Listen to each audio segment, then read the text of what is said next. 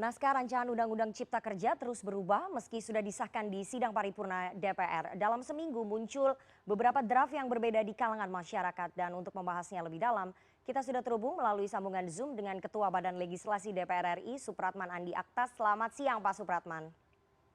Selamat siang Mbak Nana. Oke, Pak Supratman, langsung saja ini sejak disahkan minggu lalu di sidang paripurna 5 Oktober ada beberapa draft naskah RUU Cipta Kerja yang beredar. Ada yang 905 halaman, 1035 halaman, dan yang terakhir yang kami terima ada 812 halaman. Yang mana yang benar dan sudah final akan diserahkan ke Presiden, Pak Supratman? Jadi terkait dengan jumlah halaman sebenarnya itu nggak perlu menjadi perdebatan ya.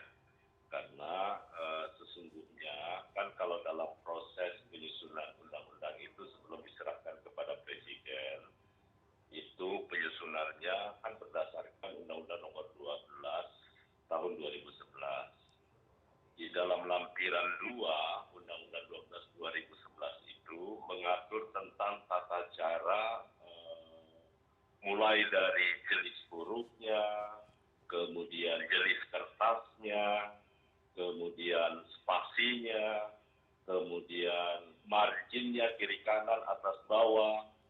Nah, tergantung pada saat format itu dibuat. Jadi kalau ternyata di awal itu menggunakan ukuran folio, tentu berbeda kalau menggunakan ukuran kuarto. Oke. Nah, yang terakhir itu kita sudah menggunakan format legalnya, Oke.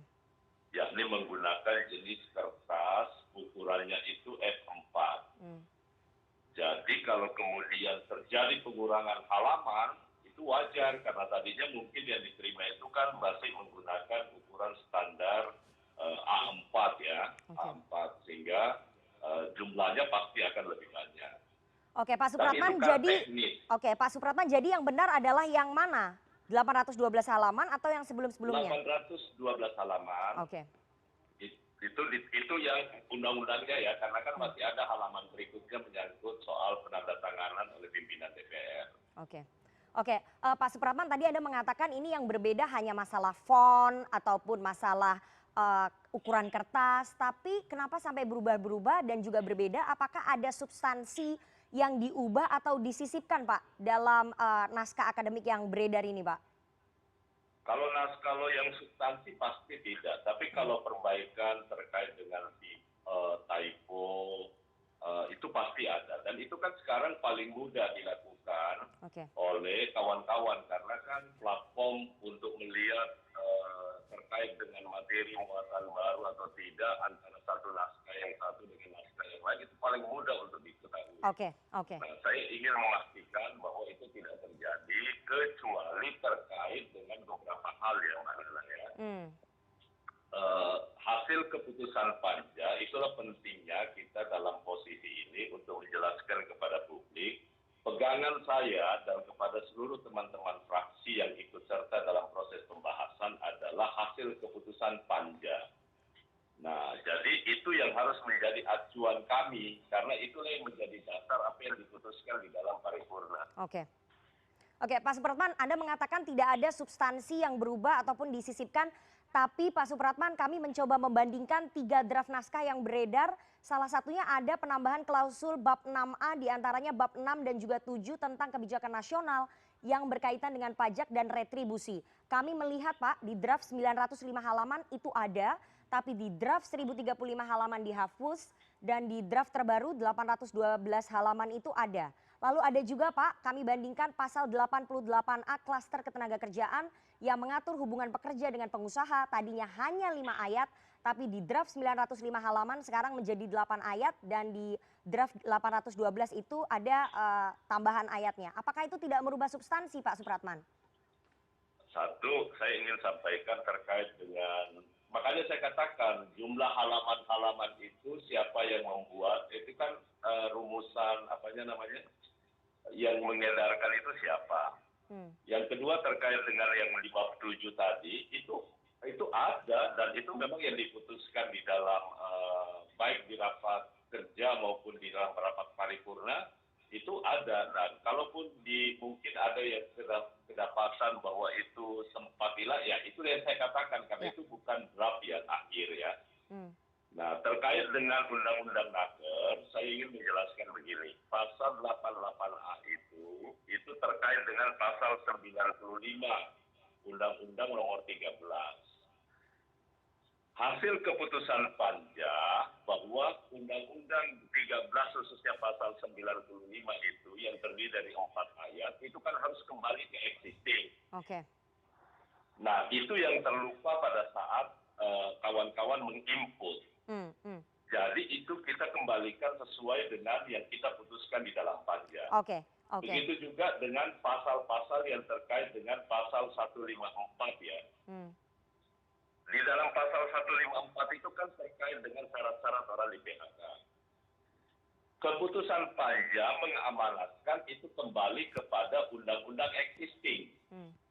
Yakni pasal 161 sampai dengan pasal 172 Undang-Undang Nomor 13. Tetapi Mbak Nana ingat nggak terkait dengan hal ini, kan kami sempat disebut dengan bahasa yang sangat vulgar, yang kurang enak dianggap kami ini menyusun karena ada syarat PHK itu pada saat orang meninggal dunia, ahli warisnya tidak akan mendapatkan pesangon. Ya. Ingat kan soal ya. itu. Nah, itu yang terkait dengan pasal 161 sampai dengan 172. Oke. Ini yang saya minta bahwa keputusan kita itu mengembalikan ke undang-undang existing, apapun bunyinya itu harus masuk. Oke, Pak, tapi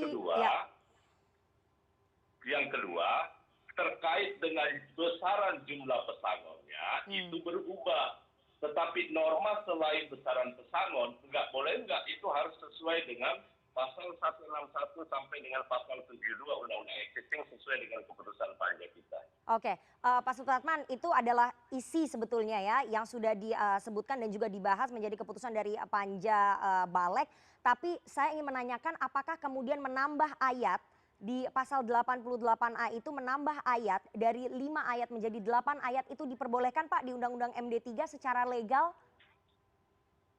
Sebenarnya kalau menurut saya ya nggak jelas karena itu keputusan Panja terkait dengan hal itu. Saya hanya mengembalikan dan meminta kepada baik pemerintah bersama semua dengan Panja untuk kita konsisten dengan apa yang kita putuskan. Oke. Bahwa pasal 88A itu harusnya terdiri dari 7 ayat karena 4 ayat dari undang-undang existing yang di pasal 95 itu harusnya masuk karena itu juga terkait dengan putusan MK. Oke, Pak, terakhir kapan naskah finalnya ini akan dikirimkan kepada Presiden? Kabarnya kami mendapatkan informasi nanti siang akan ada pengumuman resmi dari pimpinan DPR dan juga pimpinan Balek. Kapan akan dikirim Pak suratnya kepada Presiden? Berdasarkan undang-undang paling lambat besok itu karena 7 hari kerja, maka besok dipastikan paling lambat pasti pimpinan DPR akan mengirim naskah undang-undang kepada Presiden untuk ditindaklanjuti. Nah, terkait dengan konferensi pers hari ini, saya memang mendapatkan pemberitahuan dari pimpinan DPR. Saya belum tahu jadwalnya jam berapa. Yang jelas hari ini akan ada konferensi pers antara pimpinan DPR dengan pimpinan Badan Legislasi yang tentu ikut serta. Oke, satu lagi terakhir Pak, Serikat Buruh akan mengajukan judicial review Pak, gugatan ke Mahkamah Konstitusi atas RUU Omnibus Law Cipta Kerja. DPR sudah siap bertarung Pak di MK untuk mempertahankan hasil keputusannya? Ya, sekali lagi bahwa kalau Panja kan Mbak Nana mengerti betul bahwa dari 9 fraksi kita memberikan dukungan sepenuhnya kepada kawan-kawan pekerja, khususnya terkait dengan hak-hak yang berkaitan dengan penghidupan yang layak. Terkait dengan itu kami tentu menghormati prosesnya. Kalau itu dilakukan gugatan di Mahkamah Konstitusi, kami tentu berharap mudah-mudahan jalur konstitusional itulah yang akan mempertemukan antara kepentingan pekerja dengan apa yang kita hasilkan nantinya. Sehingga Mahkamah bisa mempertimbangkan secara seksama terhadap produk yang dihasilkan oleh lembaga pembentuk undang-undang. Oke, terima kasih sekali Pak Supratman Andi Aktas, Ketua Badan Legislasi atas waktunya kepada kami siang hari ini. Nanti kita lihat bagaimana perkembangan politiknya setelah kemudian DPR mengirimkan surat kepada Presiden Jokowi. Artinya bola akan ada di tangan Presiden. Apakah kemudian Presiden akan mengeluarkan Perpu atau malah nanti akan bergulir judicial review di Mahkamah Konstitusi. Kita akan tunggu nanti perkembangannya bersama. Terima kasih sekali Ketua Badan Legislasi DPR RI Pak Supratman Andi Aktas atas waktunya kepada CNN Indonesia News Hour siang hari ini.